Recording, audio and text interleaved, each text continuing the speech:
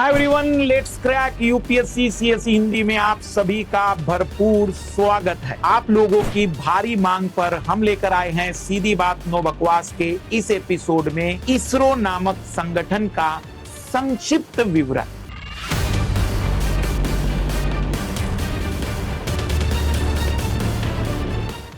कहानी की शुरुआत करते हैं भारत की आजादी से। भारत आजाद हुआ 1947 में। उसके बाद भारत परमाणु बम को बनाने के लिए उसी समय से लग गया था, इसलिए भारत ने परमाणु कार्यक्रम के तहत एक डिपार्टमेंट भी बना दिया, जिसको नाभिकीय या परमाणु ऊर्जा आयोग कहने लगे हम लोग। एक कमीशन बन गया और भाभा साहब ने बहुत इसमें मदद की थी। उस समय दुनिया में कहीं पर भी स्पेस रिसर्च पर कोई काम नहीं होते थे, लेकिन अक्टूबर के महीने में 4 अक्टूबर 1957 को रशिया ने दुनिया को चौंका दिया। अपना पहला सैटेलाइट लॉन्च करके, स्पुतनिक नाम से इन्होंने अपना पहला सैटेलाइट लॉन्च किया और पूरी दुनिया में चर्चाएं होने लगी कि अब हम पृथ्वी के बाहर अंतरिक्ष में भी कहीं ना कहीं मनुष्य ने कदम रख दिए। ये ज्यादा ऊंचाई नहीं, 600-800 किलोमीटर की ऊंचाई पर पृथ्वी की परिक्रमा कर रहा था और सिग्नल भेज रहा था। जैसे ही यूएसएसआर या रशिया ने, उस समय रशिया यूएसएसआर सोवियत संघ था, इस कार्य को पूरा किया, अंजाम दिया, अमेरिका में भी खलबली मच गई और अमेरिका ने आनन फानन में 31 जनवरी 1958 को अपना पहला सैटेलाइट एक्सप्लोरर 1 के नाम से लॉन्च कर दिया। इन दोनों के कंपटीशन ने पूरी दुनिया का ध्यान स्पेस टेक्नोलॉजी पर आकर्षित किया। भारत भी बचने वाला नहीं था। भारत ने भी उसी तीव्रता के साथ अगले 4 वर्ष में 1962 में एक कमेटी बनाई, इनकोस्पार। इस कमेटी का मेन मकसद था भारत में स्पेस रिसर्च के लिए किस तरीके की प्लानिंग और रणनीति होनी चाहिए। और इस इनकोस्पार जो कमेटी 1962 में बनी, 1969 में इस इनकोस्पार की कमेटी को ही, इसके अधिकतर लोगों को ही शामिल करते हुए एक संस्था का निर्माण किया गया, जिसका नाम है ISRO, Indian space research organisation.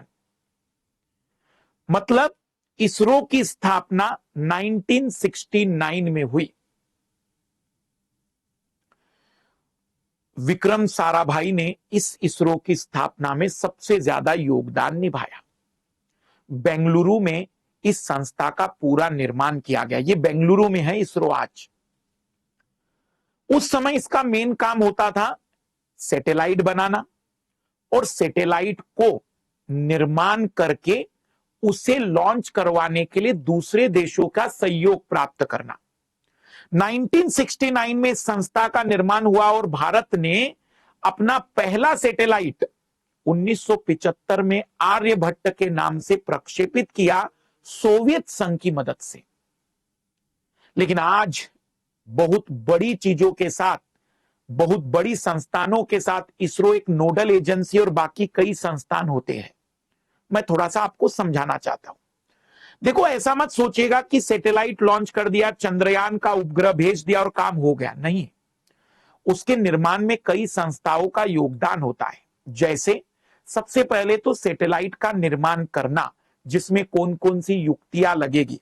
इसके लिए हमारे देश में बेंगलुरु में और अहमदाबाद में स्पेस एप्लीकेशन सेंटर है या सैटेलाइट एप्लीकेशन सेंटर है, अहमदाबाद और बेंगलुरु में। तो आपने सैटेलाइट बना दिया। दूसरा, प्रक्षेपण यान भी तो बनाने पड़ेंगे भाई। प्रक्षेपण यान जो रॉकेट रहेगा, मैंने अगर चंद्रयान की मेरी क्लास देखी होगी तो उसमें केवल ऊपरी हिस्से में ही सैटेलाइट होता है, बाकी तो रॉकेट का ईंधन होता है और वो रॉकेट बनता है। तो रॉकेट बनाने वाली युक्ति, रॉकेट बनाने वाला अलग सेंटर होता है।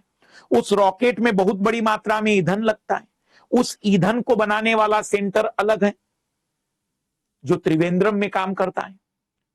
तो पहला सेंटर जो सैटेलाइट बनाएगा, दूसरा जो रॉकेट बनाएगा, तीसरा जो उसका ईंधन बनाएगा। चौथा सेंटर लाल लालियो, चौथा सेंटर जहां से उस रॉकेट को भेजना है। ये कोई दिवाली का पटाखा नहीं है कि कहीं पर भी बोतल रखी और उड़ा दिया। भाई इसका वजन ही 75 टन, 40 टन, 20 टन तक होता है। 20 टन मतलब 20,000 किलोग्राम, 40,000 किलोग्राम। अब इतनी बड़ी संरचना को बहुत मजबूत सपोर्ट की जरूरत पड़ती है, नीचे से शक्ति चाहिए, और उस जगह से हम उसे एक पर्टिकुलर जगह से लॉन्च करते हैं जो श्रीहरिकोटा में है, आंध्र प्रदेश के सतीश धवन सेंटर कहते हैं उसको, जिसकी चर्चाएं आपने चंद्रयान में सुनी होगी। इसके अलावा भी कई इंजन बनाने वाले सेंटर है, लेकिन मुख्य रूप से फिर रिपीट कर रहा हूं, एक सैटेलाइट बनाने वाला, दूसरा रॉकेट बनाने वाला जो सैटेलाइट को ले जाएगा, तीसरा ईंधन बनाने वाला, चौथा प्रक्षेपण केंद्र जहां से वो भेजा जाएगा, और पांचवा जब सैटेलाइट पहुंचेगा तो उसको कंट्रोल करने वाले मास्टर कंट्रोल फैसिलिटी, जैसे कि कर्नाटक के हासन में और मध्य प्रदेश के भोपाल में। और इन सबको, ऐसे कई और संगठनों को रेगुलेट करता है इसरो। इसरो हमारे देश की नोडल एजेंसी है। नोडल मतलब सर्वोच्च संस्था है जो स्पेस रिसर्च में काम करती है, जैसे अमेरिका में नासा है, जैसे यूरोप के लिए यूरोपियन स्पेस एजेंसी है, वैसे ही चीन की है, जापान की है, रशिया की है। हर एक देश ने अपनी अपनी एक ऐसी एजेंसी बना के रखी है। भारत की इसरो स्पेस रिसर्च में वैसी ही भूमिका निभाती है। भारत की इसरो के वैज्ञानिक दुनिया भर में बेहतरीन माने जाते हैं, लेकिन फंड की कमी, पैसों की कमी कहीं ना कहीं उनके रिसर्च को सीमित कर देती है। बाकी अगर हम सिंपल सी बात कहें तो इसरो भारत का सम्मान है, जिसने बहुत ऐसे मिशन भेजे हैं जो मैं 2-3 गिना रहा हूं। चंद्रयान 1 2008 में, जिसने चंद्रमा में ठोस अवस्था में जल की खोज की, दबी अवस्था में। मंगलयान 1 जिसने अपने पहले ही प्रयास में दूसरे ग्रह मंगल पर मंगल की परिक्रमा करने वाले के लिए एक सैटेलाइट हमने भेजा था, वो पहले ही प्रयास में मंगल की परिक्रमा कर पाया और बहुत सक्सेसफुली उसने कई इमेजेस हमें भेजी। जमीन पर नहीं उतारा, चारों तरफ घूमने वाला। अब मंगलयान 2 भी चल रहा है, चंद्रयान 3 के बारे में आपने चर्चाएं सुनी होगी। तो ये बड़ी सफलता है, और आने वाले समय में हम आदित्य 1 भेजने वाले हैं जो सूर्य की परिक्रमा करेगा। अगले एपिसोड में हमारी पुनः मुलाकात होगी इसी प्रकार के एक इंटरेस्टिंग टॉपिक के साथ। सभी को बेस्ट ऑफ लक, बाय।